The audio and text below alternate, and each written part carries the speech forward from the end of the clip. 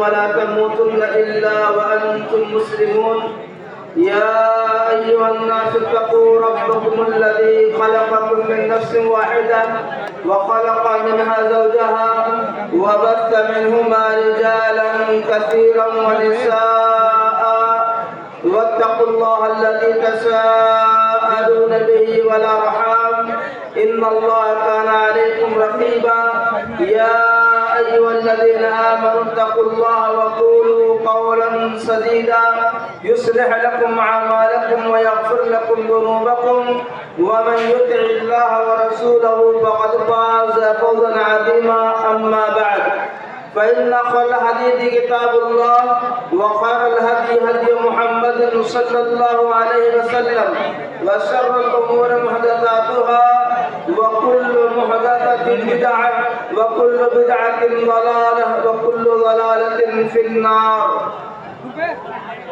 قال الله تعالى ومن الليل فتهجد به نافلة لك عسى أن يبعثك ربك مقاما محمودا.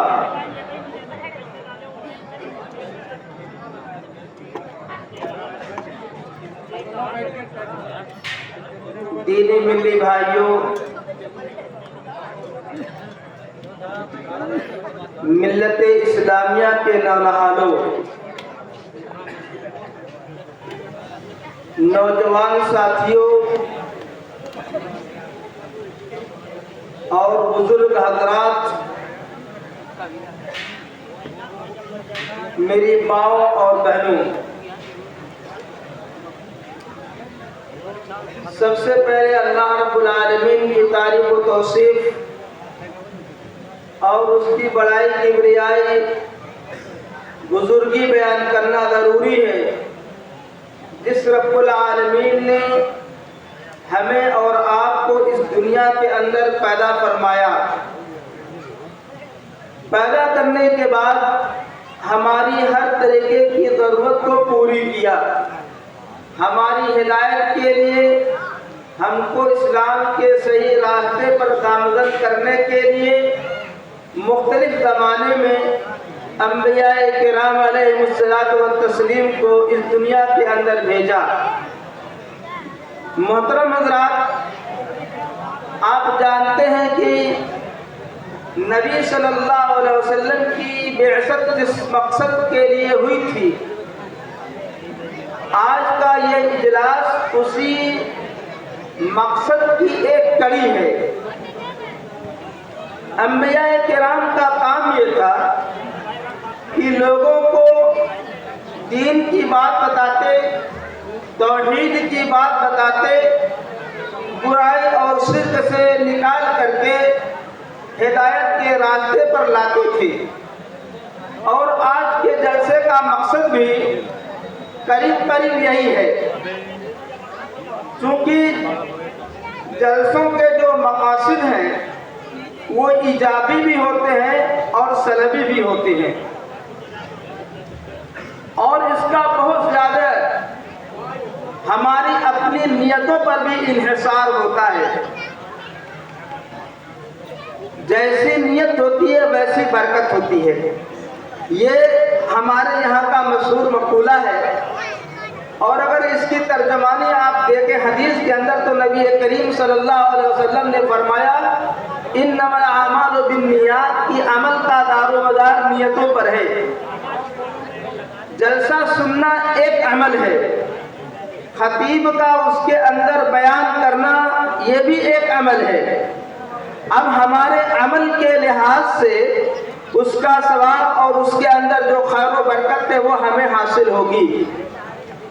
لیکن میں یہ دیکھتا ہوں اپنے ہندوستانی ماحول اور سماج کے پس منظر میں کہ اتنی مبارک مجلس جس کے بارے میں نبی کریم صلی اللہ علیہ وسلم نے فرمایا ہے کہ غشیتہم الرحمہ، کہ رحمت کے فرشتے اس مجلس کو گھیر لیتے ہیں، تو ایسے تو چار آدمی بلکہ بہت زیادہ آدمی ایسے ہوتے ہیں جو اس رحمت کی چادر سے اپنے آپ کو الگ کیے رہتے ہیں. کیونکہ جو رحمت نازل ہوتی ہے وہ انہی جلسوں کے اندر نازل ہوتی ہے جو لوگ اس کو بیٹھ کر کے قاعدے سے سنتے ہیں اور کچھ یہاں سے لے کر کے جانے کی امید لگائے رکھتے ہیں، وہ لوگ جو ادھر ادھر کھڑے رہتے ہیں، میں حدیث کی روشنی میں سمجھتا ہوں کہ یہ اس میں شامل نہیں ہے۔ اور کہا بھی جاتا ہے کہ بھائی آپ لوگ بیٹھ جائیے، کیونکہ بیٹھنے پر آپ لوگوں کو سکون ہوگا، اطمینان ہوگا، اللہ رب العالمین کی رحمت آپ کو اپنے سائے میں لے گی۔ مگر عام طور سے ہمارے جلسوں کے مزاج میں ہے کہ چھوٹے بچوں کو بیٹھا دیا جائے گا، پھر اس کے بعد جو نوجوان ہوں گے یہ ٹہلتے رہیں گے، کبھی کسی اور جگہ جائیں گے، کسی اور ساتھی کو لے کر کے گفتگو کریں گے۔ اگر یہ مزاج ہمارے دینی جلسوں کا ہو جائے تو یقیناً میں بڑے افسوس کی بات ہے، اس کو بدلنا چاہیے۔ یہ اجلاس کا ایک سلبی پہلو ہوگا۔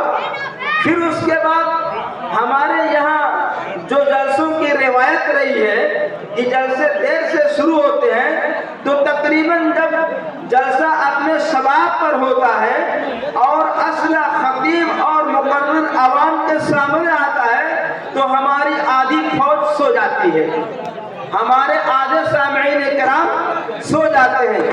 بچے جو عام طور سے پہلے ہی سو جاتے ہیں، گھروں کے اندر آپ لوگ دیکھتے ہی ہوں گے کہ یہ کب سو جاتے ہیں، لیکن نوجوان طبقہ جو زیادہ دیر تک جاگتا ہے وہ بھی ادھر ادھر کی باتوں میں رہ جاتا ہے۔ بھائی صاحب، اس ماحول کو آپ بدلیے، کب بدلیں گے؟ بہت سی چیزیں تو بدلتی جا رہی ہیں، بہت سی چیزیں بدلتی جا رہی ہیں، آپ اپنے آنکھوں سے دیکھیے، لیکن ہمارے جلسوں کے اس مزاج کو بدلنے کی ضرورت ہے۔ اور اس کی یہی وجہ ہے کہ آج جلسے ہوتے ہیں اور ماشاءاللہ بڑی اچھی اچھی باتیں ہوتی ہیں، مگر جلسوں کی برکت نہیں ہوتی۔ جلسوں کے اندر سے جو ہمارے یہاں ایک تہذیب اور ایک تمدن ہونی چاہیے، اپنے اندر ایک اصلاح کی کوشش ہونی چاہیے، یہ ہم کو بالکل مفقود نظر آتی ہے۔ یہ اس لیے کہ یقیناً جس مبارک مجلس کے اندر ہم لوگ بیٹھے ہوتے ہیں، نہ اس کے آداب کا ہم کو پتہ ہوتا ہے، نہ اس کے طریقے کا پتہ ہوتا ہے۔ جلسے ہوتے ہیں، مقرر اپنی بات رکھتا ہے، سامعین اپنی بات رکھتے ہیں، اور اسٹیج پر جو لوگ ہوتے ہیں وہ اپنی بات رکھتے ہیں۔ جبکہ اس بارے میں آپ جانتے ہیں کہ قرآن و حدیث کا بیان بالکل واضح ہے کہ اذا قرأ القرآن فاستمعوا، کہ جب قرآن پڑھا جائے تو غور سے سنا جائے، غور سے سنا جائے۔ اور جلسوں کے اندر جو آیات پڑھی جاتی ہیں یا آیات کی تفسیر اور توضیح کے اندر جو احادیث رسول پڑھی جاتی ہے، وہ اسی ضمن کے اندر آتے ہیں کہ ان کو بھی غور سے سنا جائے، اور جو فائدہ ہے اس کو اپنے دامن میں سمیٹ کر کے اس کو اپنی اخروی سعادت کے لیے مقدم کر دیا جائے۔ لیکن گفتگو ہوتی رہتی ہے، بچے بولتے رہتے ہیں، نوجوان بھی بولتے رہتے ہیں، گویا کہ اس کان سے سن کر کے اس کان سے فوراً ہٹا دیتے ہیں۔ ایسا نہیں ہونا چاہیے، بلکہ آپ اچھی طریقے سے سنیے، اور اس امید کے ساتھ کہ آپ کو جلسوں سے ایک بات لے کر کے جانی ہے، ایک بات آپ لے کر کے جائیے اور اسی پر عمل کیجیے، یہ آپ کے لیے بہت بہتر ہوگا، آپ کی زندگی کے لیے بہت بہتر ہوگا، آخرت کی زندگی کے لیے بہت بہتر ہوگا۔ بہرحال اس مختصر سے تمہید کے بعد اس آیت کریمہ کی طرف میں آتا ہوں جو میں نے خطبے کے اخیر میں تلاوت کی ہے۔ نبی کریم صلی اللہ علیہ وسلم سے اللہ سبحانہ و تعالیٰ ارشاد فرماتا ہے وَمِنَ اللَّيْلِ فَتَهَجَّدْ بِهِ نَافِلَةً لَكَ، اور رات کے کچھ حصے میں اللہ تعالیٰ کے لیے تہجد، اللہ رب العالمین کے لیے قیام اللیل کیجئے۔ نافلۃ لک، یہ آپ کے لیے گھلوا ہے، نفل ہے، نفل واجب نہیں ہے۔ اور جب آپ صلی اللہ علیہ وسلم پر واجب تھا وہ منسوخ کر دیا گیا، جیسا کہ سورہ مزمل کے اندر کہا قُمِ اللَّيْلِ إِلَّا قَلِيلًا نِصْفَهُ أَوِ انقُصْ مِنْهُ، अमिन कुस्मिन और जिलारे वरतिल कुरान तरतीला। फिर उसके बाद आखिर में अल्लाह सुब्हानहू व तआला ने कहा कि अल्लाह सुब्हानहू व तआला जानता है कि तुम्हारे अंदर बीमार है, मरीज भी है, लेकिन अल्लाह ताला ने तुम लोगों को आफियत दे दिया है, अब ये वाजिब नहीं है। और नबी करीम सल्लल्लाहु अलैहि वसल्लम ने भी इरशाद फरमाया है कि इसके अच्छाई और खूबसूरती जो रात में पढ़ने का मिजाज है, इस मिजाज को देखते हुए अल्लाह सुब्हानहू व तआला ने इसको हमारे ऊपर फर्ज नहीं करार दिया है।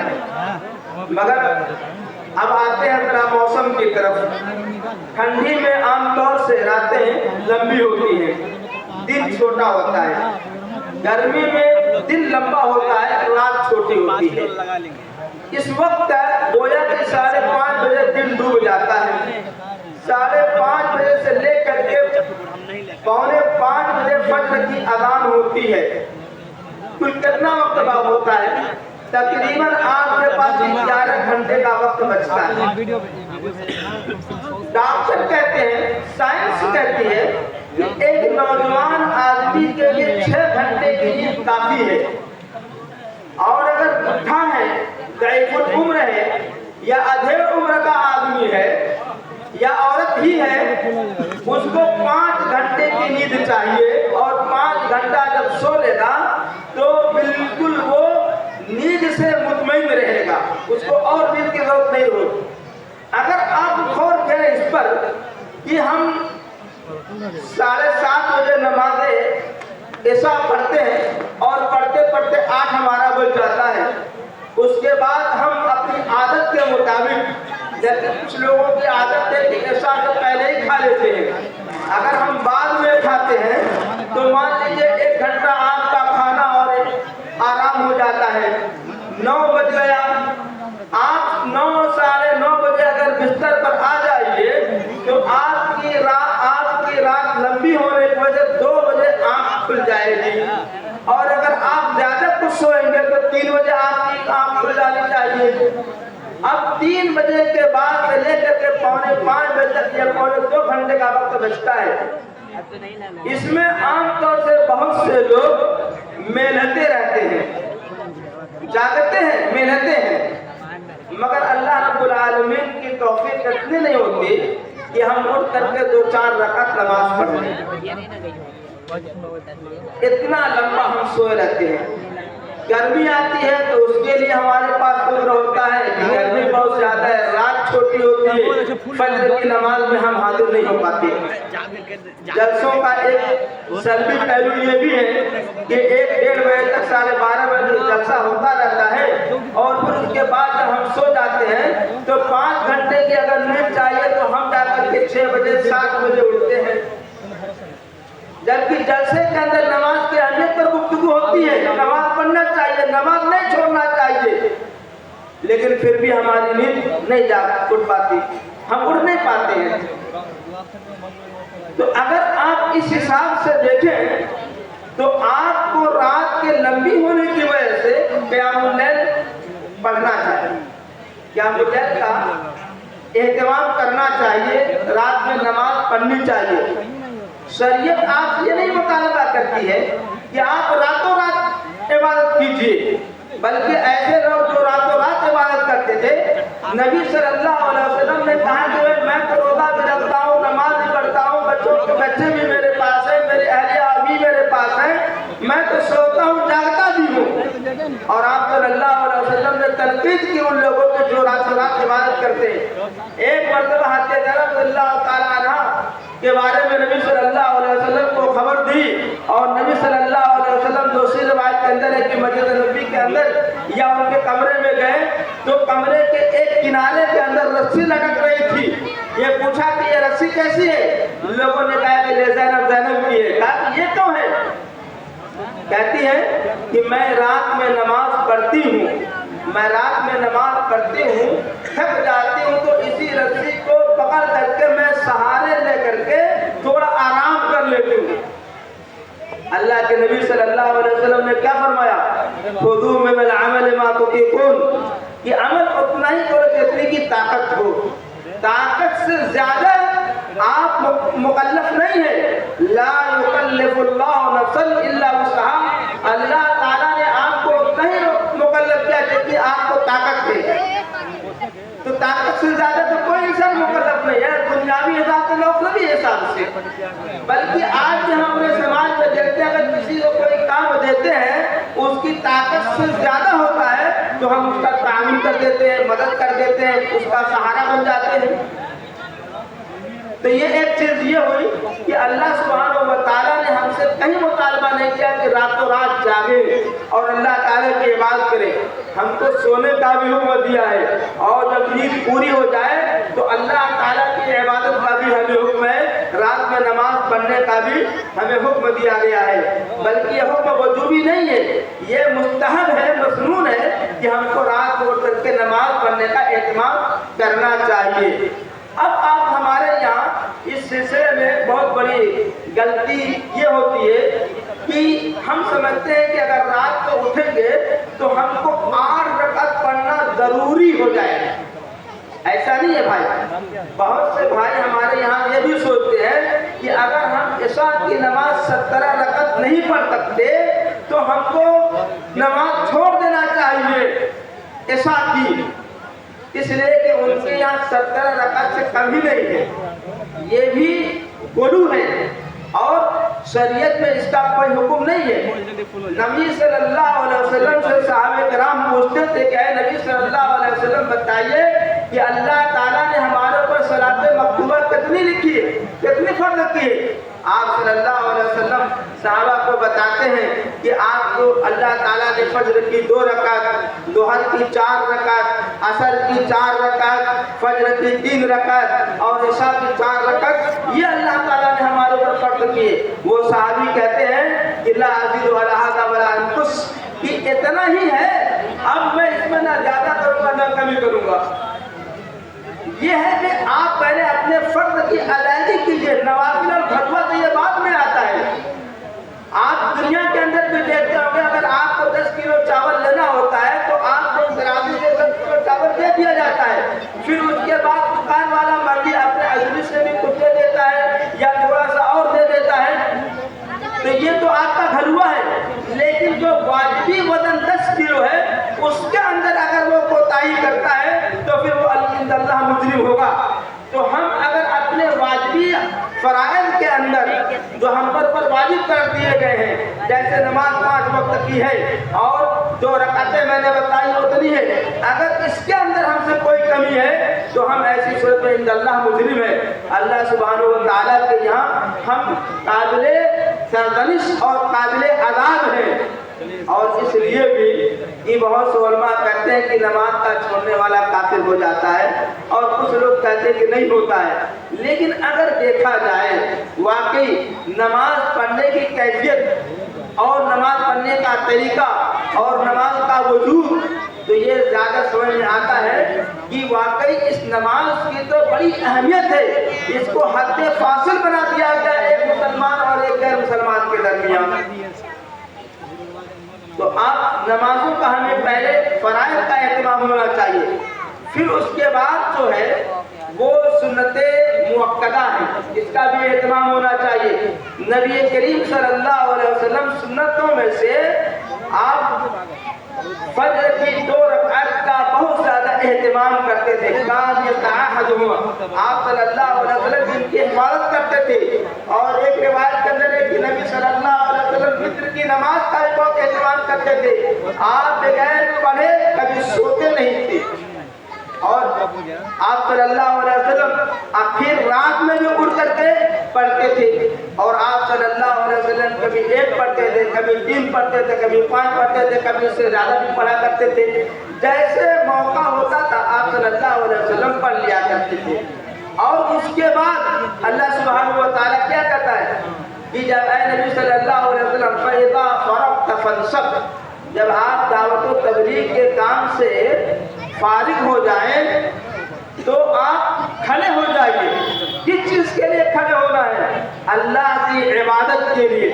اللہ تعالیٰ کو یاد کیجیے اور اللہ تعالیٰ سے اپنے دعوتی امور کے اندر مدد طلب کیجیے کہ اللہ تعالیٰ آپ کو طاقت دے اللہ تعالیٰ آپ کو قوت دے، کیونکہ دعوتی امور کے اندر نبی کریم صلی اللہ علیہ وسلم لعلک باخع نفسک علی آثارہم ان لم یؤمنوا بہذا الحدیث اسفا، یہ نبی صلی اللہ علیہ وسلم اپنی جان جوخم میں لے کر کے دعوت و تبلیغ کیا کرتے تھے، اور اس لیے تاکہ یہ امت محمدیہ یہ اللہ رب العالمین نے جو اس کے لیے جنت بنا رکھی ہے اس کی مستحق بنے، اس عذاب کی اور جہنم کی مستحق نہ بنے جس کے بارے میں کہا گیا انہا ساعت مستقرا و مقاما، یہ بڑی بری جگہ ہے اور اس میں جو چلا جائے گا وہ بھی اسی بری جگہ کے اندر رہے گا، اس سے کبھی نکلے گا نہیں۔ اللہ رب العالمین کا فضل اور کرم ہوگا تب اسے وہ نکالا جائے گا۔ اب اس کے بعد آتے ہیں تہجد کی نماز۔ کہ تہجد کی نماز اگر ہمیں واقعی اہتمام کرنا چاہیے، بالخصوص ہمارے ان لوگوں کو اہتمام کرنا چاہیے جو نوجوان ہیں، میں بڈھوں کا نام نہیں لوں گا یا بیت العمر لوگوں کا نام نہیں لوں گا، کیونکہ انسان جب 50 کے پار ہوتا ہے، اس کی عمر 50 سے زیادہ ہو جاتی ہے تو وہ بہت سارے مختلف عوارض کا شکار ہو جاتا ہے، مگر 40-45 سال تک 45 سال تک ایک آدمی اتنی طاقت میں رہتا ہے کہ وہ اسے کچھ احساس نہیں ہوتا، یہاں تک کہ محنتی کام کر لیتا ہے اس کو احساس نہیں ہوتا، لیکن بڈھے بیچارے کیا کریں گے، ان کا کہیں پاؤں درد کرتا ہے، کہیں کوئی اور مرد ہے، اس لیے ان سے میرا خطاب نہیں ہے، بلکہ میں نوجوانوں سے کہتا ہوں کہ آپ روزانہ رات کو اٹھ کر کے چاہے 10 منٹ کے لیے اٹھیے، 2 رکعت پڑھیے، کم سے کم 2 سے تو آپ شروعات کیجیے، یہ 2 4 ہو جائے گی، 4 8 ہو جائے گی، مگر جب صفر رہتا ہے تو صفر 1 نہیں بن پاتا ہے۔ کبھی کسی نے دیکھا ہے کہ صفر 1 بن گیا؟ نہیں بنتا، 1 ہے 2 بنتا ہے، 2 ہے 4 بنتا ہے، یا 2 3 بنتا ہے، اس سے آگے کی گنتی بنتی ہے، مگر صفر کبھی گنتی میں نہیں بدلتا ہے۔ اس لیے میں آپ سے گزارش کرتا ہوں کہ آپ اپنے وقت کو جانیے، سب سے بہترین عبادت نوجوانی کی عبادت ہے، ہر چیز میں اول سب سے اچھا ہے، وقت پر دیکھیے تو اول وقت میں نماز سب سے اچھی ہے، جوانی دیکھیے تو اول وقت کی جوانی سب سے اچھی اور سب سے کارآمد ہوتی ہے، اس کی عبادت اللہ رب العالمین کے یہاں بڑھاپے کی عمر کی عبادت سے بہتر ہے۔ اس لیے میں اپنے وقت چونکہ اختتام کو پہنچ چکا ہے، آپ سے بس اتنی یہی گزارش کرتا ہوں کہ آپ لوگ نماز کا اہتمام کیجیے، جلسہ کے منتظمین سے بھی کہتا ہوں کہ آپ نے اتنا بڑا انتظام کر لیا، مگر اللہ رب العالمین کے لیے نماز پڑھیے اور اس جلسے کے اندر جتنے لوگ آئے ہیں ان کی کامیابی کی دعا کیجیے۔ اللہ سبحانہ و تعالیٰ سے دعا ہے کہ اللہ تعالیٰ ہمیں حسن اسلام کو سمجھنے کی اور اسلام کی اچھائی کو سمجھنے کی، اسلام پر عمل کرنے کی، اس کی تعلیمات پر عمل کرنے کی توفیق عطا فرمائے۔ ہمارے اندر جو دوریاں ہیں، مسجدوں سے دوریاں ہیں، قرآن کی عبادت سے دوریاں ہیں، اللہ تعالیٰ ان دوریوں کو دور کر کے ہم کو مسجدوں سے جوڑ دے، قرآن کی عبادت سے جوڑ دے، نماز سے جوڑ دے۔ نماز رات میں پڑھیے، اس رات کی نماز کیا لذت ہوتا ہے آپ اس کو محسوس کریے، اور محسوس کر لیں گے تو انشاءاللہ پھر کبھی نہیں چھوڑیں گے۔ بارک اللہ علی ولکم فی القرآن الکریم ونفعنی وإیاکم بالآیات والذکر الحکیم، انہ تعالی جواد کریم ملک بر رؤوف رحیم۔ ھذا وصلی اللہ وسلم علی خیر خلقہ محمد وآلہ وصحبہ اجمعین۔